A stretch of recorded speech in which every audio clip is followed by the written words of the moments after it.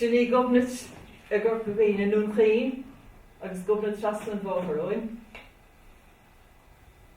Agus sin aisling sin art mo cúig Maria agus é an uamh na líníocht in uirchiúil creagáin agus an bheith atá chuige leis an áránáling sin an uirchiúil creagáin seach na réir fi bhráin.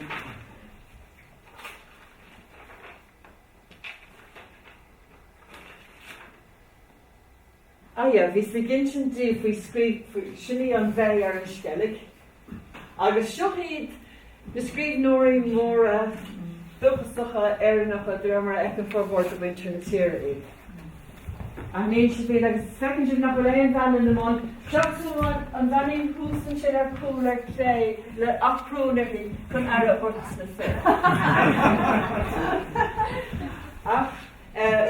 Bhís gona bhíonadíobh go bheith an rud thar do bhain sin na hÉireann ná bhfuil an spota chéochan i bhaimmartha. Nuair bhí se bhóg dhéann se pís pápéir le gá spota agus chuir se lámh thar an súileas thug sibh an pápéir an bhór le agus nuair bhrí sé cuinte áirithe duimigh spota amháin as ráir. Bhíonn an spota chéoch aimsithe a gcuid. Now, bhíonn an spota chéoch mar sin ag muintir na hÉireann de gná agus iad ag smaoine fearr Litríocht na hÉireann. Bhíonn siad a dul timpeall agus lámh amháin ar súil amháin mar sinnacha. Agus gachar éigeann tú muintir na hÉireann agus iad mar sin is ála gúil. Siad a géirí dearú bhí anna bhar an tradiisiún mór atá gain. Ní féidir nó ghlacha leis go déann an bhfuil sabhas a bhaithíonn siar go bhfad ar teach na Gaeilgeach go hÉireann. Fréasca chun an chuine agus an intanartha dá mar gur hiic siad gur bhain siad a ré a chuig siar go teacht Aberdeen. Sin Aberdeen glúmgil ó learscoileadh mo bháthair. Agus sin é ag gháil sealafar éireadas na Celtic le dáin. Agus tá leag na nuair an dáin sin ag P.L. Henry ina leabhar sionnach na Gaeilge. An coppla lína as dáin Aberdeen ar a gabh sé sealaf as Gaeilge ag an aléigean ar halamh na hÉireann. Is glé mór mé, is cán borb airigí a dír, is fun mara, is dábh seach mán, agus ní leithna mé orm. A credim se in Aberdeen mar a credim an ábh agus in éva. Sin mutas á drochchleas. Tá fearr agus fearne an mar bhfuil fearr cí. Sa leabhar gan chaim sin go chuid daithí í ógáin, Myth, Legend and Romance, an encyclopedia of the Irish folk tradition, Dr. Antola Shop of Dave Aberdeen. His name, earlier Avergin, probably meant sound conception and would have originally been a kenning for the art of poetry itself. Sin sionnach na seanna Gaeilge an P.L. Henry, leabhar ídach, agus sin an leabhar a daithí. Gáin. Agus seo tubar colm cile, in norú colm cile, na tailte bhain le ceann ar bhain an tír na Norbury lo. Agus chuir mé an ardún sin mar can contactíal den céad dáin sa Gaeilge. Gúil is a gcuin cé scríomhaid. Sin ára colm cile nó cíine ar colm cile. Scríb dalán forga le nuair a tháinig scéal báis colm cile go hÉireann sa bhí 597. Dán fada é, dán mór, dán úd freach agus úfás an ile ag bruchtaíras. Agus tá legan nógaige an clíine sin a siúlacht na Gaeilge Henry, P.L. Henry, i leabhar dail si go fiúm taláthair 1976.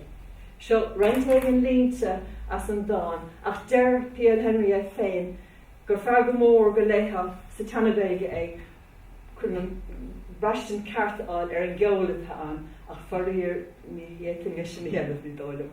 So seo legan nógaige. Dí rihing sa le déim an a bháil trí carabud gló. Ná ligad dí an nefh muon planéid mé ar bhéad an nó bhráin. Go séir a dí ar an mór tinne mé ar bhún fáin na neir. Dí fearr éin fearr chongrach a chlinan mo núl gáil ó fáras an cheó. Ní dí scéal tachnéil, ní munas na éonbhá. Mór an bharig, mór an seach díolinge a snéis nach marin colm ina chill. Oops, I'm in her right. Well, it's coming. tá cuaram orringe nach fili mar a bheith go fóilmuid. Ar ggólachathe mar a bheith a lua go minic agus an áanta aithrisleí do chuna do. Bhí sa láthair ag féile na brí dóige ar an gcuireán ar an deir seachtain na seachate. Agus bhí árán ha más rua í thulamháin a gana ag daine a dhamid ó ghaoine réadú go fada siar sin leis an drám a thiúnlaigh agus a bhrúig agus a dúmpar tá más rua ó thulamháin ó chahar saidhín áit ar bóla bráite é go dtí an dromad. Has to go ag bása áil sa dromad agus gurfaí anna. So dumpar pobl na háte é ó chahar saidhín go dtí an dromad go sin de raibh mar hiiscinne agus iad canna ar an malach. Agus í falláirnú ar cailsíad agus iad glúiseacht. Ar anna chum Tomás Rua ag féin a dhíe a rí an dánig.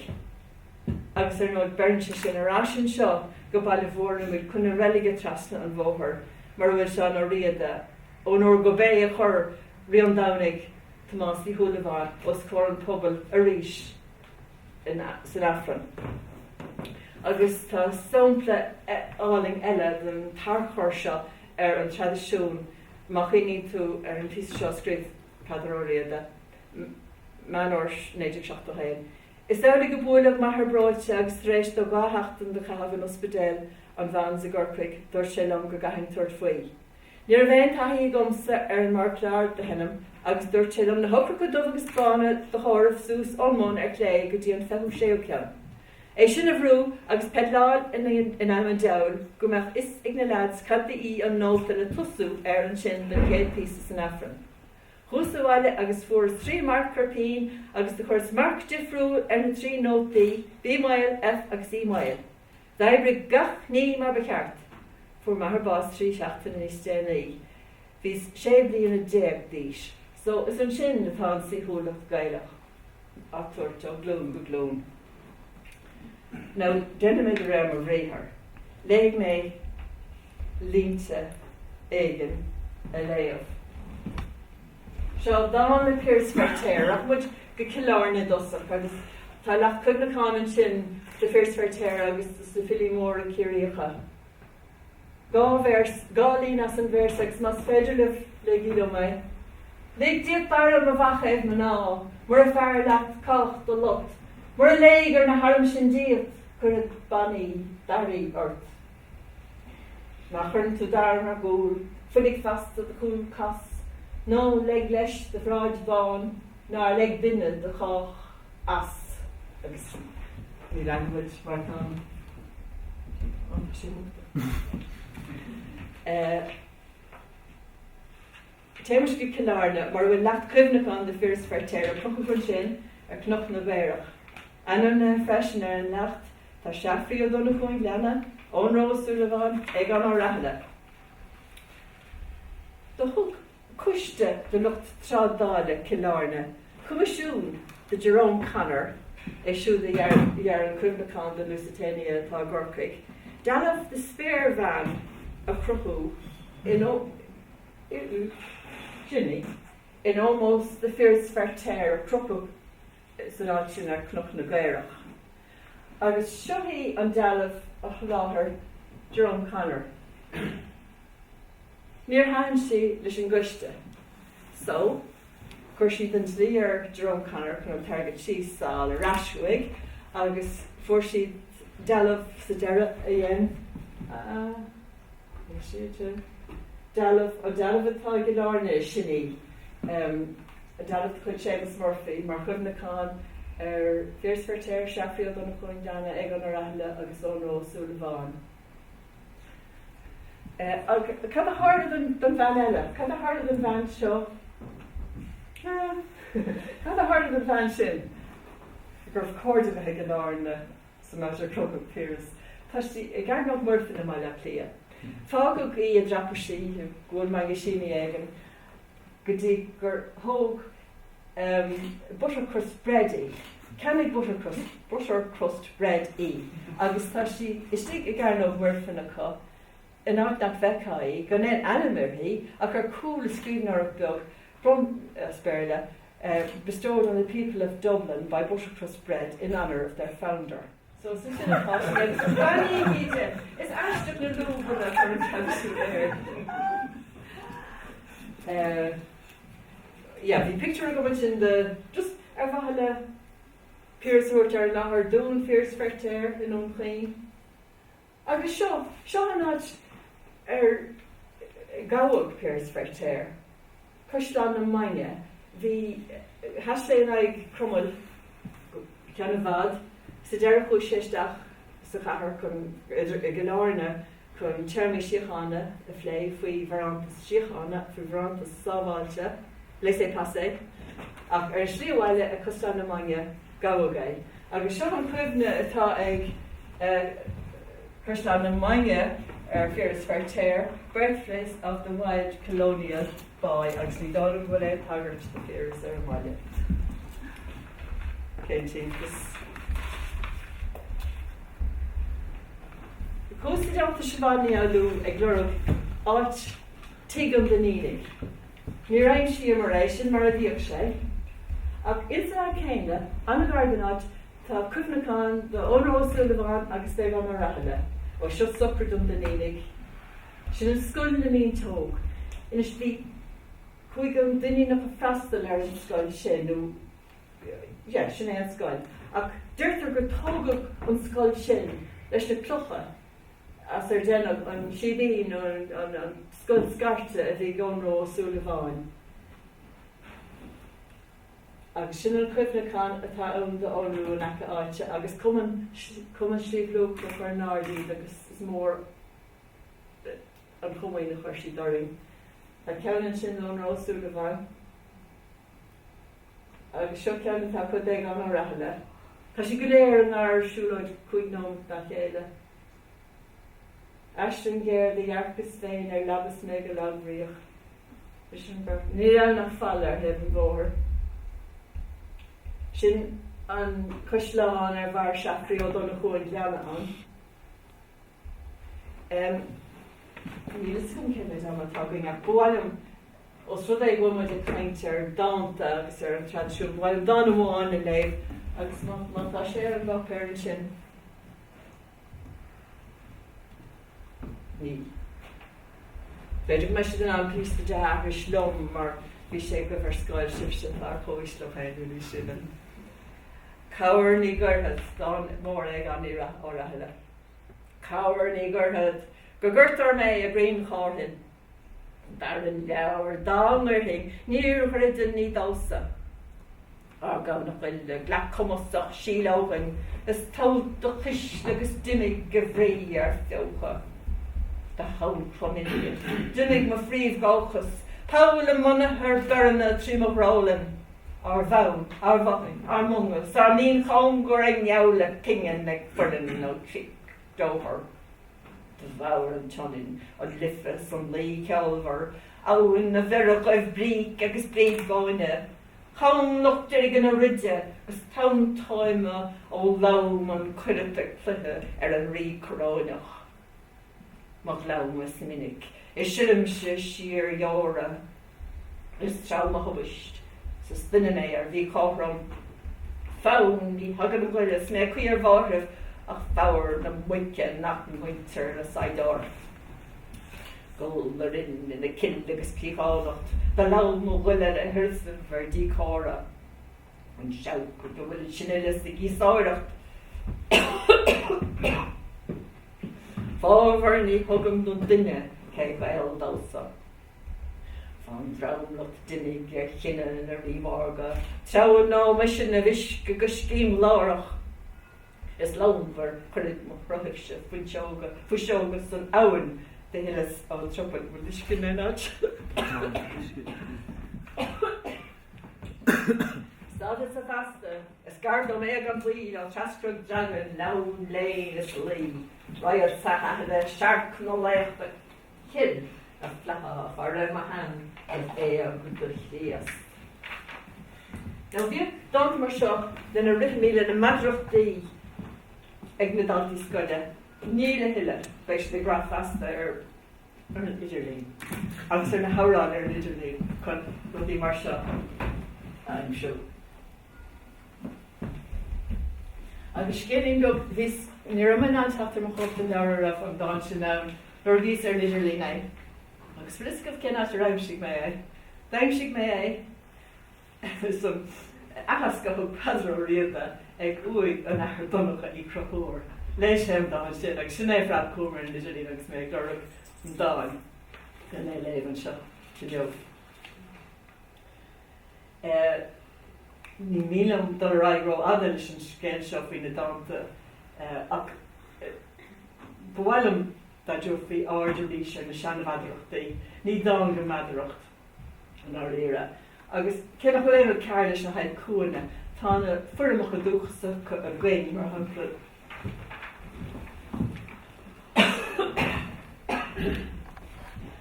Dénig go air goachta go is agus bhe chu fás. Tá na bordún loga.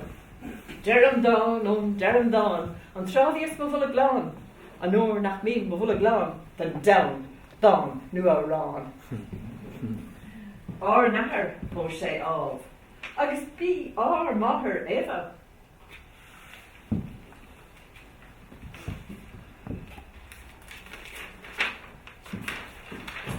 Nach bhfuil a dánig ucha, cho úsal le na chéile. Agus ceannaíon beag an tána Gaeilge, crio, darach nó, ógán é, ógán dó. Now, arásig na picture rig.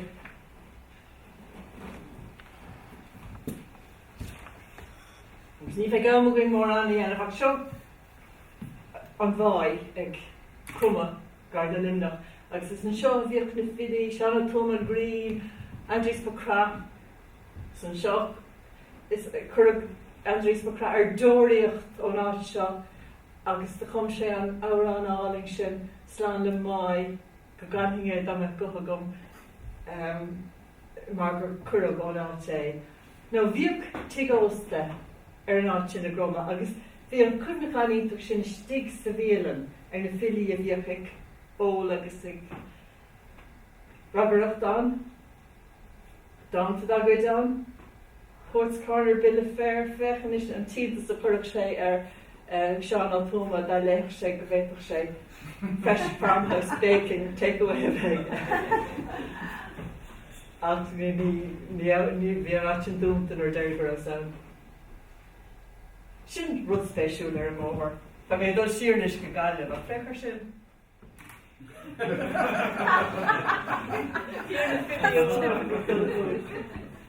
Wat ik sure dat ik aan het haar mogen zeg.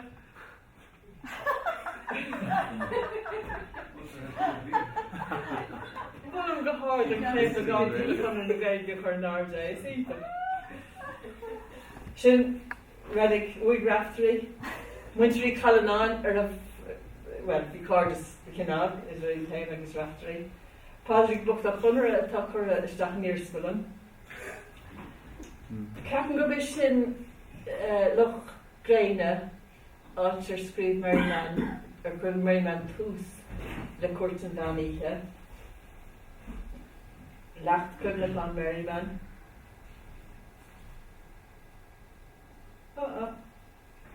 Sin é Maryman in istí mána go ben chlár. Ó seo Gerald Iarla a scríb an dan cadó sin mar go ar ultras na maná, Cléanna cosanna an freisinna. Agus seo danad de dábhí ó bródar, tá sé Headford an mór, gargalóir de Manister na féile, baile dog, agus an sin ag bunan bhaile tá dábhí ó bródar. Aontas suntas a chuir fad. Sin an leacht a chuir an áide mar comóra ar scoil na dolacha. Scoil filíocht ag winter dálaigh.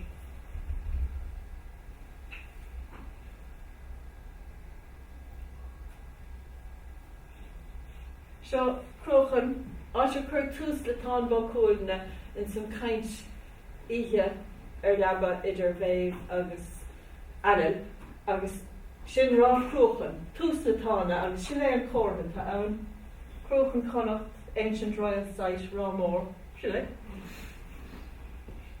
Agus tá táhacht le híomhána. De cred hiag an Irish Catholic profession agus tá neart luífeadh. Seo as bidó go an Catholic Truth Society ar fáil tús néideog fehanú mar sin. Agus the capture of Irish girls and their deportation as slaves to the West Indies in Cromwell's time.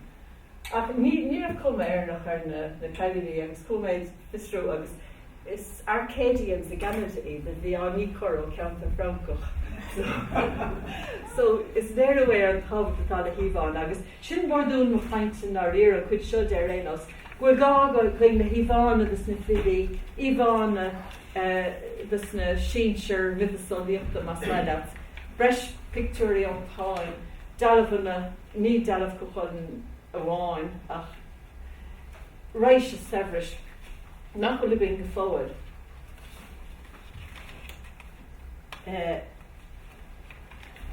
Agus just scuúr tabig sin bhfuil go fág the picturí ar agla go léir an tábhacht sin mar eile Gáire.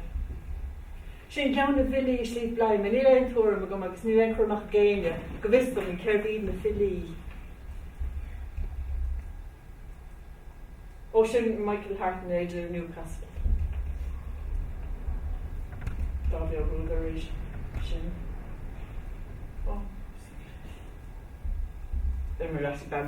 Right, well, bhí mé ag taistil sin agus bhí mé dúirí tacht ag an buinte ar seo. Má bhuichas ó chréamach sa éamach agusach dó siúd a chun irid sin severis ar fáildúing ar nidirlín. Is bailach go dtí seo ní raibh ar chumas duine mar mé héin ná bhain le foras léin ar bith tacht ar na bun texanna. Fiúil cá bhaitha fiúháin leabhar Irish Tech Society. Chus mar bheith is go gurbh ann-dá le héid, ach go níos tá irid sin rudí a bhain, agus ní mínam drámaáin le luath ar drámaile, ach bhí me tarn go siúrí ar an stifa chuirn celt ollscoil Corcaigh ar fáil, agus an stifa bhín ar fáil bunathe ar an séthirí an Diamond Brnach agus Marní Volchó an an Puncaí. Agus bhí duine am a bhainte ar héim a bháthar, sin sean bháthirlumm bhí Gaeilge le luchtisiúil. Agus thug mar ceacht amháin an sa cloud, agus bíonn na gcónaí má dheintú rud an ceiste chur. Má dheintú píos arán, but le píos imime go le chur sin inis, agus má dheintú an tim an le sofa go le chur níos ar sin. Agus tám sin mar sin le an drama a churn na hénta sí chun ar an idir lé. Tá, bhfuil éon seans go bhéh fí mar hápla, anam Puncaí agus lu anam Puncaí fósa ar a chéile. Agus léirscáil na chuirtúil na meach cúr ólas fao na fidí ar na léirscáil, fi mí fidí an deir fidin ar is duine aíonta prófach ar duine bhéna gceist. Iad sin chuir isteach. Agus go haisteach beidir an amastacún gedelicum agus fech ólas fao náid. Agus go haisteach an dín hanachas agus go féit fao an scéile áil. Agus go gafaí isteach an táin na scéalta lugán de scéalta mór go léir, agus í go léir a bheith ar fáil a bhain ar léirscáilne mar treoir taistil don Gaeilge. Seachas ní ruúdal siar na sirí seachas ag an cúigar nó séisiú nó seachtar bhíon achananta de gná mar scríbnóirí ag muintir na héir. Gur bhí a